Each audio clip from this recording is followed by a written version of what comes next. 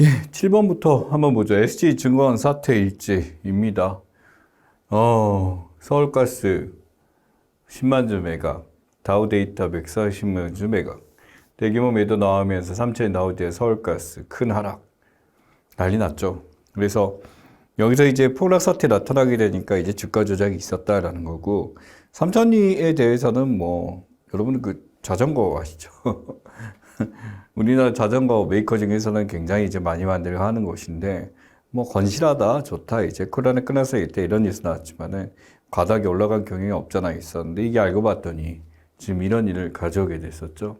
SG증권에서 이제 어떤 관리를 하게 되다가 한 방에 이렇게 폭락하게 되는데, 문제는 이제 내부자들끼리 서로 사고 팔고 하게 되면서 가격을 올리다가 한 번에 이제 공매도로 이제 변환되게 됨으로써 이제 던지게 되는 사태가 나타난 거죠. 그리고 또한 대주주들 입장에서는 이제 어느 정도 이제 종목이 과열됐을 때 이런 식으로 던짐으로써 돈을 벌 수가 있게 되고, 그걸 가지고 있던 개미들만 이제 공매도 세력과 이러한 대주주의 던짐으로 통해서 엄청난 손해를 겪게 되는 거. 그래서 그들의 손해가 전부 다 공매도 세력에게 넘어가게 되는 이런 사태가 SG증권 사태라고 볼 수가 있습니다. 그러니 이 안에 통정거래라고도 표현하죠. 자기들끼리 주거니 받거니 사게 됨으로써 가격을 오르게 만드는 거지, 이런 거고요. 투자자들한테 서로 이제 매수 매도가 서로 정해놓은 다음에 서로 주고 받고 사게 하는 방식들이 이 주가를 올리는 방식 중에 하나입니다. 또한 이제 이번에 또 사건이 라더견이라고 하는 바로 이제 임창정이라는 엄청 모르는 사람이 없죠. 임창정이라는 배우, 가수라고 해야 될 텐데, 이 사람이 이제 자기가 이제 투자한 금액을 가지고 이제 가격을 투자한다는 목적으로 이제 가져가서 했었는데, 가격이 그렇게 많이 오르다 보니까 이제 많은 사람들을 소개를 해주게 됐고, 비단 이게 임창정뿐만 아니라 수많은 사람들이 여기 끼어들게 됨으로써 그런 통정거래 수단으로서 계좌 왔다 갔다 하게 해서 가격을 마구마구 올려서 불렸던 사태죠. 근데 이게 한 방에 그냥 망가지게 됐었던 것 중에 하나입니다. 그러니까 이 라더견 대표라는 사람뿐만 아니라 수많은 사람들이 이번에 ESG증권에 같이 이제 들어와 있어서 이런 주가 조작에 많이 들어왔던 것 중에 하나죠. 임창정 씨 같은 경우는 30억 원 투자해서 여기서 이제 손해를 봤다라고 얘기를 하는데, 이게 자기네가 손해를 봤기 때문에 피해자다라고 주장을 하겠지만, 어찌됐든 이 안에 들어오게 됨으로써 수많은 이제 정상적인 투자자들이 겪게 되는 피해는 누가 져야 되냐라는 답을 주게 되면은 절대 이제 그렇게 판단해서는 안 되겠다라고 볼 수가 있겠죠. 그러다 보니까 이제 이 폭락 사태의 배경에는 또 다른 것도 있어요. 차액결제 거래라는 것이 있었죠. 예, 그래서 실제 이제 들어오게 되면은 가격이 다운된 8가지 뿐만 아니라 서울가스까지 포함되게 되면 액수가 어마어마합니다. 보다시피 24일, 25일 연달아서 이제 30%씩 하락가를 때려 맞은 사건 중에 하나였죠. 그러다 보니 지금 이렇게 되면 거의 뭐 절반 이상을 이제 반가를 하게 되다 보니까 가지고 있던 재산 자체가 절반으로 바로 줄어드는 그런 모습을 볼 수가 있습니다. 이 차익결제 거래라는 것은 차이가 주식하고 차이가 있죠. 장외시장에서 하게 되고 거래 자격은 CFD는 전문 투자자들 이렇게 얘기 되고요. 가격 변동에 대한 계약입니다. 그래서 증거금 사심에서 100% 이렇게 있습니다만, 내가 가진 돈이 이제 내가 가진 주식이 뭐 100만 원어치가 있으면 100% 이렇게 이 100만 원어치만큼 좀 더 이제 거래를 할 수 있게 되는 거고요. 40%다라고 하게 되면 2.5배까지 그렇게 살 수 있게 되는 거죠. 그래서 레버리지가 40일 때 2.5배까지 나오는 것 중에 하나고요. 일종의 공매도로 가능하다라고 하는 거죠. 이게 내가 이제 거래를 하게 된 거에 대해서 다운이 됐었을 때 그만큼의 이득을 보는 것 중에 하나이기 때문에 나타나고, 매매 차익에 대해서는 11%를 이제 뱉어내는 시스템입니다. 우리가 알고 있는 일반적인 주식 같은 경우는 증거은 100%에서 이제 주권을 사게 되고요. 레버리지는 없습니다. 그래서 실제로 이제 공매도나 이런 건 없고요. 금융비용 이런 거 없이 단순히 이제 매매 차익에 대해서 국내 같은 경우는 없고 배당세만 15% 정도만 물게 되는 게 이쪽 특징이죠. 그래서 우리가 알고 있는 일반적 주식과는 달리 이런 차액 결제 거래 같은 경우는 가격이 이제 다운됐었을 때 이 보유하지 않은 상태에서 이 청산형은 차익으로 하는 거기 때문에 공매도와 비슷한 효과를 주게 되는 것 중에 하나가 되죠.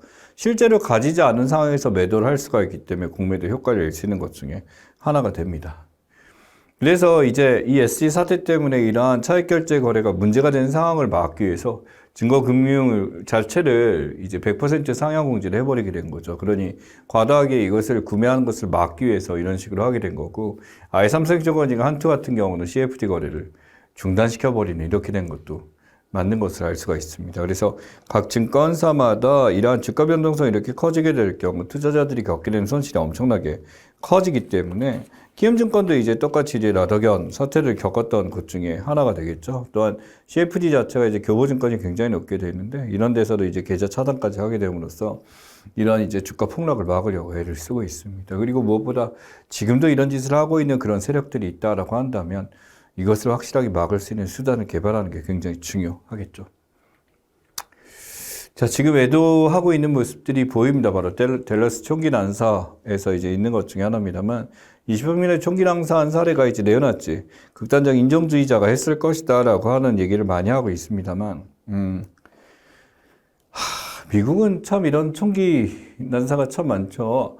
이렇게 되면서도 이런 총기를 없애지 않고 많은 사람들이 총을 갖고 있는 것에 대해서 사람들의 인식이나 이런 것들이 아직까지도 바뀌지 않는 것도 있습니다만 미국 총기에 대해서는 알고 있으면서도 이렇게 놔두고 있는 게 참 신기하기도 합니다. 이제 법적인 걸로 이렇게 되고 자기 보호다라는 관점에서 이런지 모르지만 결국 이러한 것들은 더 안전을 지키는 차원보다는 이러한 사건들을 더 양산해내지 않는가라는 생각을 많이 해봅니다. 그래서 10만 명당 총기 범죄 사망자 같은 경우 이제 엘살바도르, 베네수엘라 압도적으로 많습니다만 미국이 4.1인데 위에 있는 나라들하고 인구 자체가 굉장히 다르거든요. 그래서 실제 민간인 총기 소유 상태를 보자면 미국이 압도적으로 높은 것을 보여주게 됩니다. 그래서 10만 명당 총기 범죄 사망자가 다른 상황보다 굉장히 크다라는 얘기는 또 이렇게 댈러스 쇼핑몰 총기 난사나 이런 사건들이 있을 때마다 수도 없이 이제 많은 상황들이 발생할 수 있겠죠. 그래서 이 중에 이제 9명이 숨졌는데 문제는 희생자 가운데 한인교포 일가족이 여기서 또 유명을 달랬기 때문에 우리한테도 굉장히 큰 의미가 있는 것 중에 하나입니다. 결국 그 극단주의 업체를 또 네오나치 단체가 이렇게 했을 거다라고 이야기를 하고 있고요. 결국 미국의 총기 규제법에 대해서 다시 한번 이제 이게 도마 위로 올라올 수밖에 없는 사태가 된 거죠. 이들이 바로 뭐냐면 네오나치입니다. 바로 이 나치에 대해서 미국 나치당 원도 있습니다만 이 나치의 상징을 하게 되는 이 그림이나 또는 이런 걸 통해서 실제로 이제 어떤 굉장히 이제 극우적인 인종주의자적인 이제 혐오 범죄를 하는 단체들 중에 하나죠. 자신들이 나치의 후계자라는 명칭을 쓰인다면 어떻게 보면 이것이 세상의 변화나 이런 걸 기대하고 어떤 새로운 이제 긍정적 보수에 대한 얘기가 아닌 자신들이 혐오할 수 있는 존재들을 마음껏 유린할 수 있는 어떤 명분을 구하는 것 중에 하나다라고 저는 생각을 합니다. 그래서 네오나치 어떤 사례들에 대한 모습이었고요. 미국 총기 규제 관련 일지는요, 3.14년부터 지속적으로 계속되고 있었습니다. 2022년, 여기 보면 돌격소총, 대총 탈장 금지 같은 것들은 내용에서 빠지게 됨으로써 이런 총기 규제에 대해서 얘기가 나왔습니다만, 조 바이든 역시 총기 규제에 대해서 법안 서명을 했죠. 이 신원조회나 이런 것들 확실하게 해야 되고, 21세 미만 총기 구입자 건강 상태 이제 점검해서 이것을 막으려고 한다라는 얘기 있고요. 캘리포니아나 이런 데 지금 계속 있으면 총기 규제 강화 추진 계속 얘기하고 있습니다. 아니면 댈러스 사건까지 있었으니 이게 다시 한번 나올 수밖에 없게 되겠죠. 보다시피 총기 소유 상위 5개국 자체가 미국이 가장 많습니다. 그렇기 때문에 이런 상황이 언제든지 날 수 있는 것 중에 하나고요.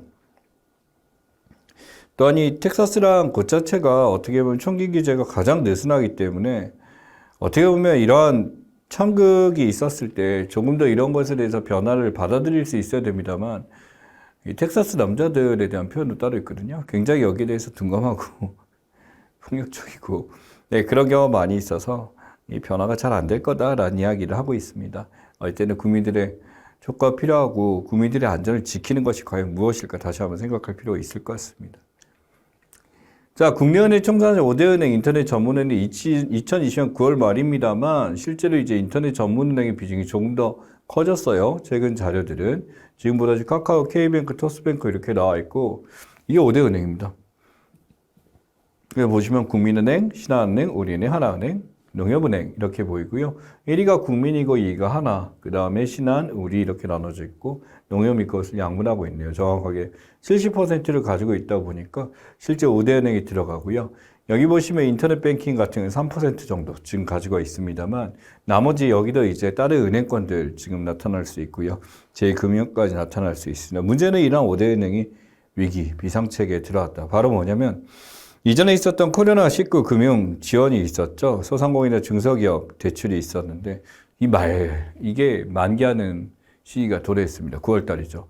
여기서 이제 이런 것들이 제대로 이제 돌아오지 않거나 문제가 된다면 하나의 시한폭탄으로서 커다란 문제를 야기할 수도 있겠다라는 얘기를 합니다.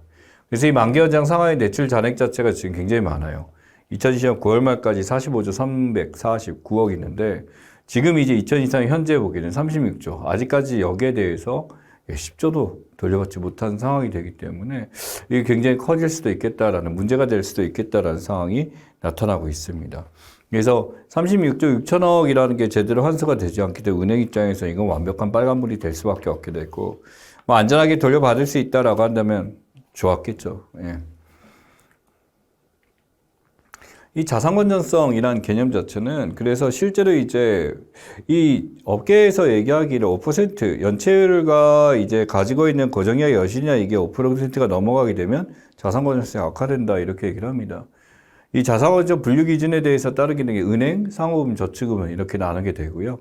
보다시피 이제 이 여주에 대해서 1~3개월 미만 이렇게 됐었고 3개월 이상 이렇게 고정된다라고 지금 판단하고 있고요. 여기 보시면 12개월 만에 미만 만에 이제 회수가 된다. 회수 의문이 있게 되면 이렇게 되는데 저축은행 같은 경우는 4개월이라고 나와 있죠. 그래서 조금 이제 이 차이가 있습니다. 추정성취 4개월 이상 못 받았다고 회수 불능으로 분류되게 되고요. 12개월 이상 돼야 이쪽에서는 회수 예상가액 초과액 정도를 못 받겠다라고 이제 구분하고 있습니다. 그래서 자산건전성 분류 기준이 이제 은행과 상호금, 저축은행 우리가 알고 있는 제2금융권과 조금씩은 차이가 난다라는 거 기억하시면 좋겠습니다.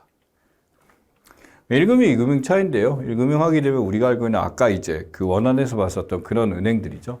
금리저렴하고 점포 많고 금융상품 많고 안전한 원금 보장이 있습니다만 문제는 돈 빌리기 쉽지 않다죠. 심사 기준 까다롭고 신용도가 높아야 되고요.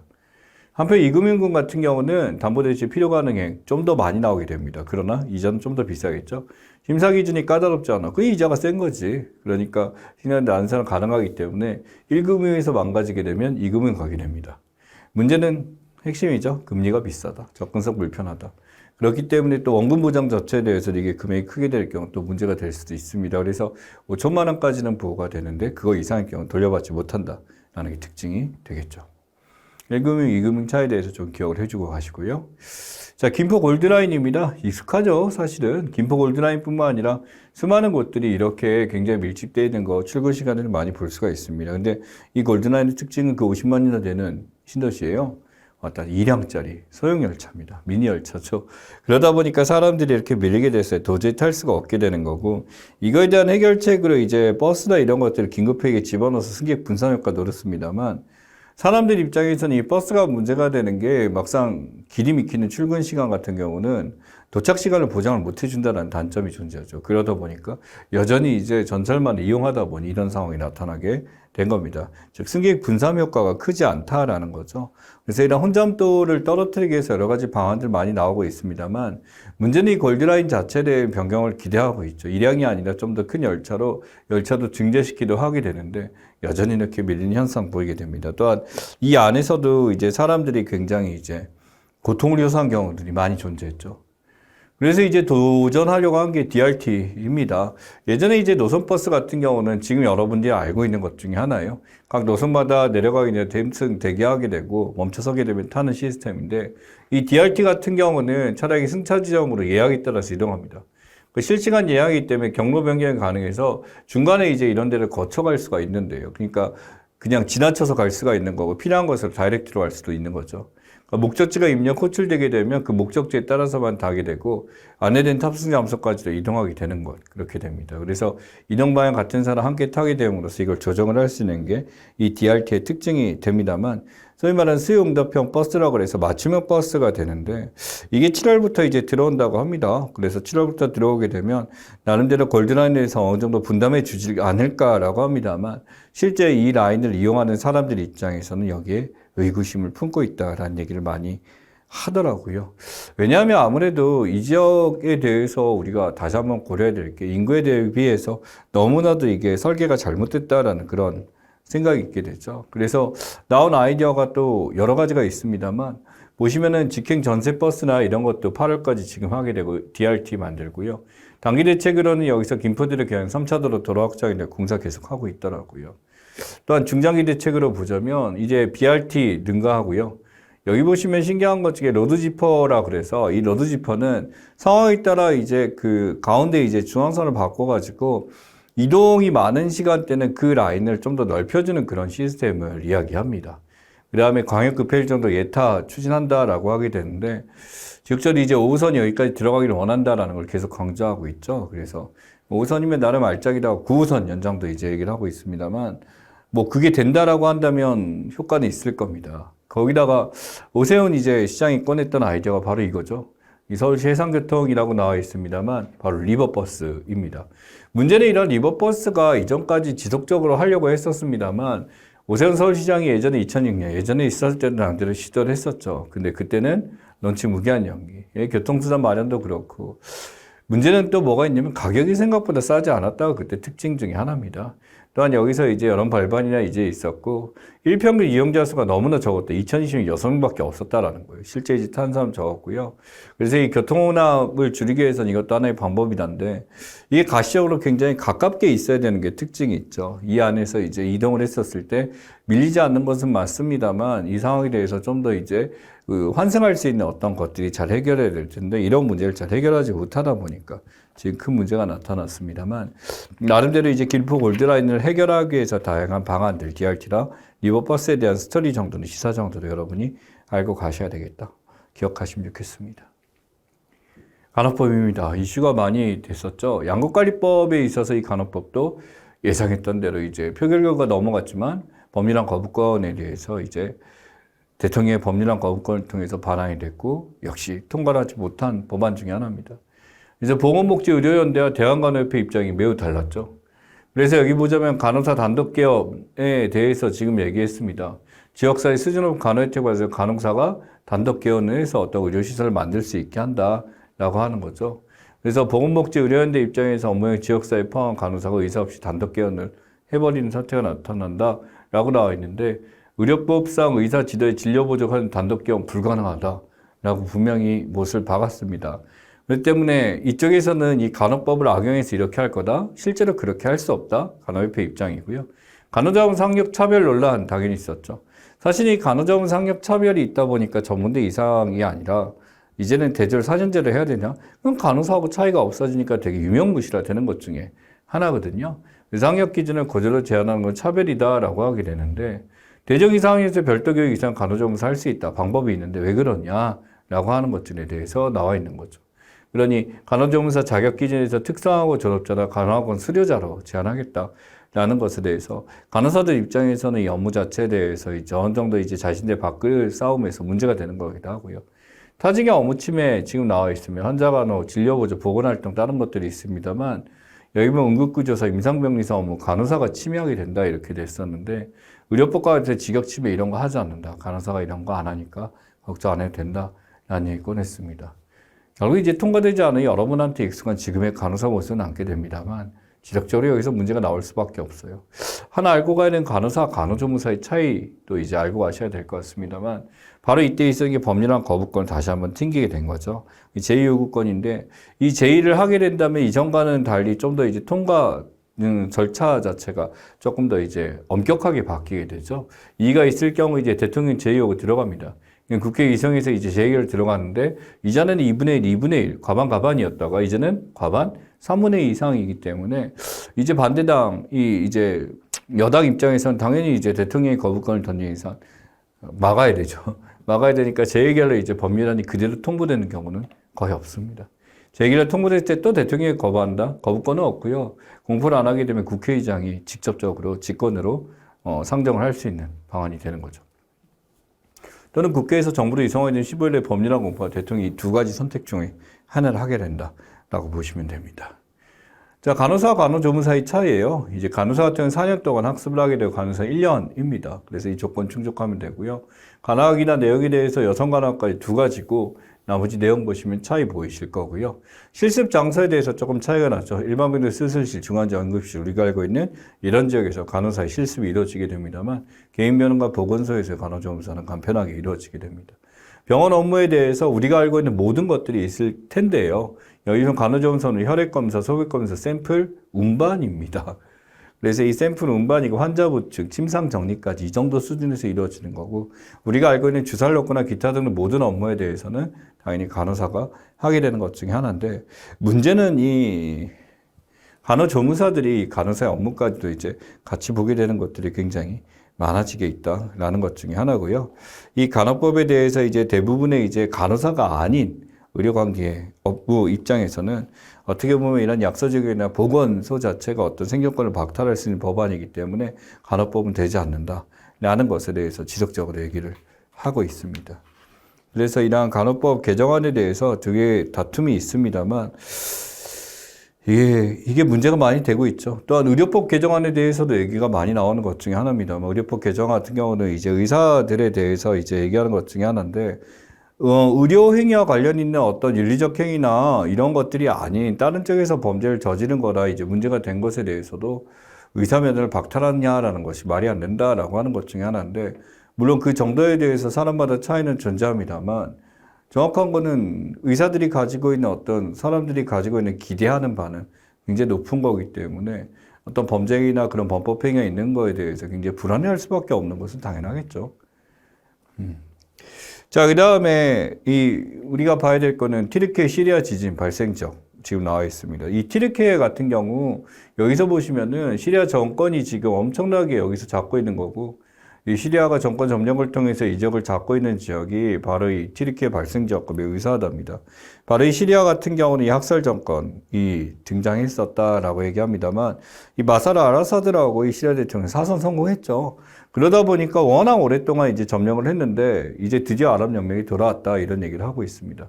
문제는 이제 시리아가 이런 식으로 계속 삐딱선을 타다가 결국에 이제 아랍연맹에 복귀를 하게 됨으로써 이게 지금 나름대로 이제 아랍연맹에 이제 12년 만에 돌아오게 된 거거든요. 근데 이 사람이 아직까지도 이제 잡고 있는 것 중에 하나인데 이 최악의 전쟁 범죄자라고 불리는 것 중에 하나입니다만 이제 어떻게 보면 시리아에 이제 복귀를 하게 됨으로써 이것을 자기들이 매저지하겠다라는 걸로 지금 얘기를 할 것 같습니다.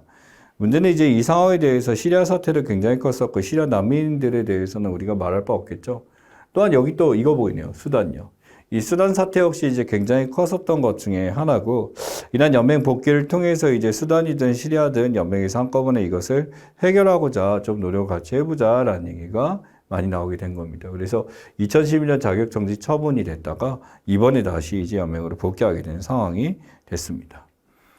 지금 보면은 수단 사태의 살인데요. 수단 정부군하고 신석정은 이렇게 있습니다만 이 교전이 계속된 거예요. 그래서 이번에 무력 충돌이 계속 나타나게 되다가 지금 임시적으로 라마단기에서 휴전 합의가 무산됐었고 이후에 결국 25일, 27일 3일간 일시휴전 협의 이루어졌습니다만 지금 또 이제 계속 수단 사태는 ING 중인 거죠.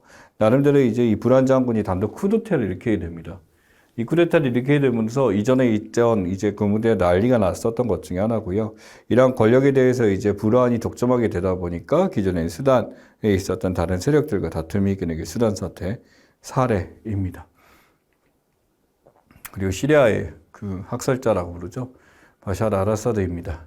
2012년에 나갔다 다시 돌아오게 됐습니다만 삼선이고 여기 미국 시리아 철군 선언하게 되고요. 여기는 아라사드 사선까지 하게 되면서 시리아는 이런 사람을 아직까지 뽑고 있는 나라 중에 하나입니다. 이 시리아 난민으로 이제 난민 2,300만 명이 생겼다라고 했죠. 내부적으로 이제 이 전쟁을 통해서 죽은 사람이 55만 명인가 그렇습니다. 근데 이런 사람들이 여전히 계속 이제 뽑아주는 것 자체가 어떻게 보면 굉장히 슬프고요. 또 내전 중에서 이제 정부군이 무슨 짓을 했냐면 민간이 이제 거주 지역에다가 화학무기를 쐈어요. 자기 나라 국민들에게 이런 걸 쏜다는 것 자체가 어떻게 보면 진짜 아무튼 이제 이 아랍연맹에서 이걸 감싸겠다라는 것이 아니라 이런 사태나 이런 것을 막고자 애쓰겠다라고 했으니 이 행보에 대해서는 지켜봐야 될 것 같습니다. 학교 폭력이죠. 이제 이게 바뀐 게 보존기간 최대 졸업 후 2년에서 4년 연장입니다.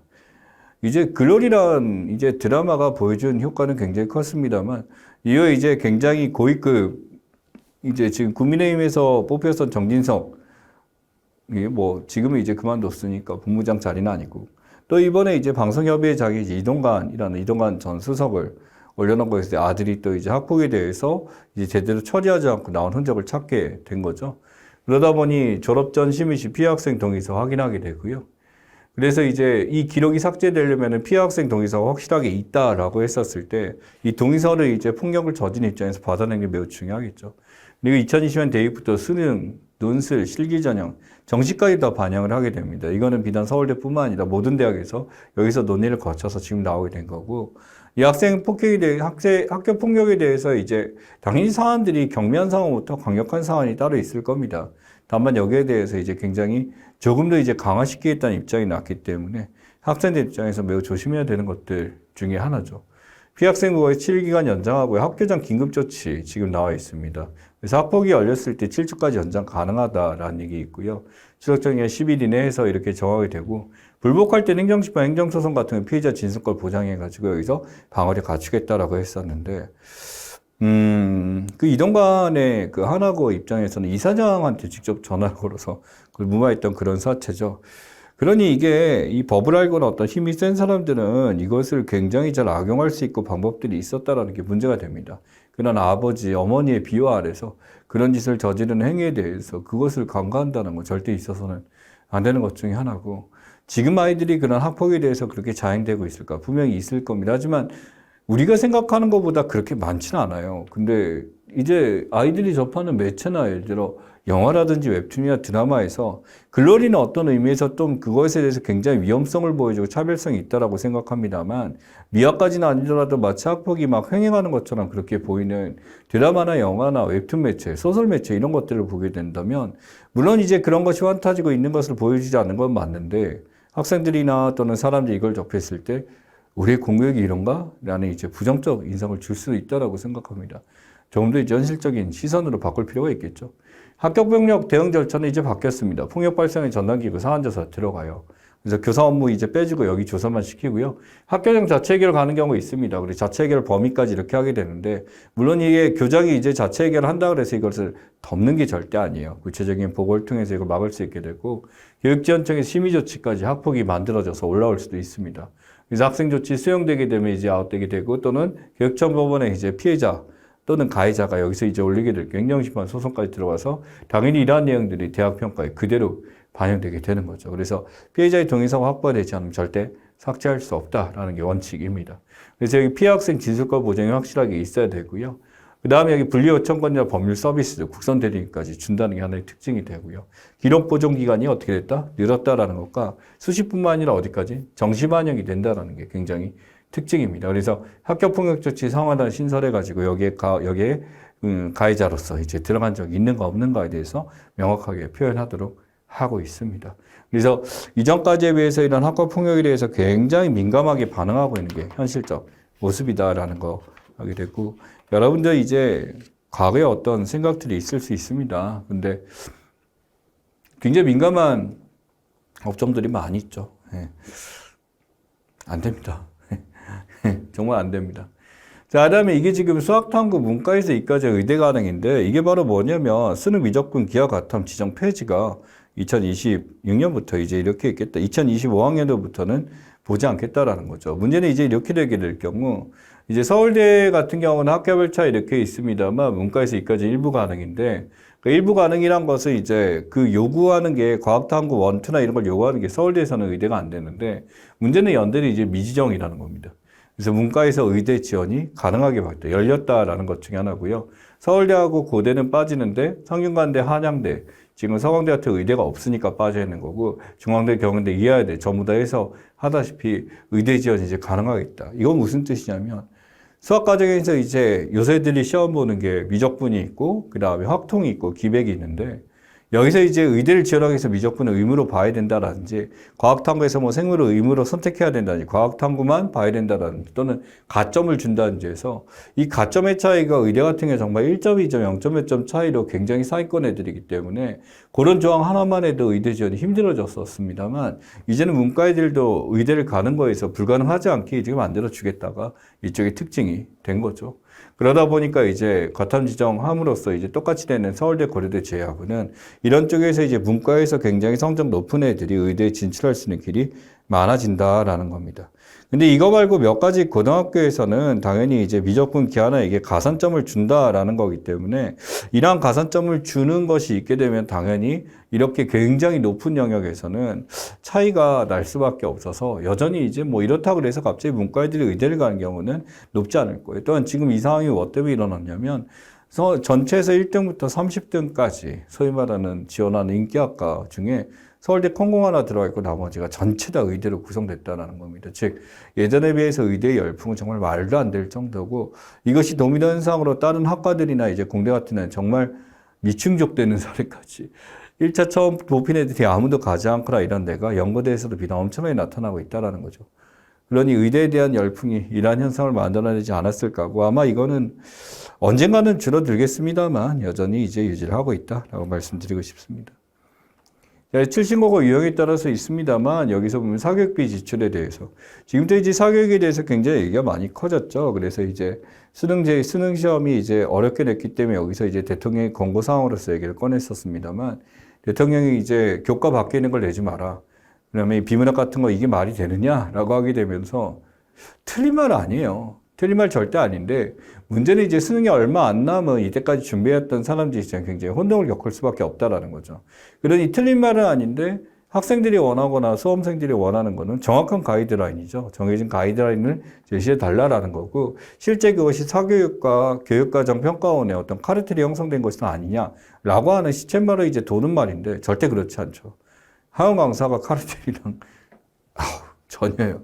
그래서 여기 보시면 고교시 어평 사교육 지출에 대해서 지금 남아 있습니다만 200만 원, 300만 원 이상에서 100만 원, 200만 원 이상 월 평균입니다.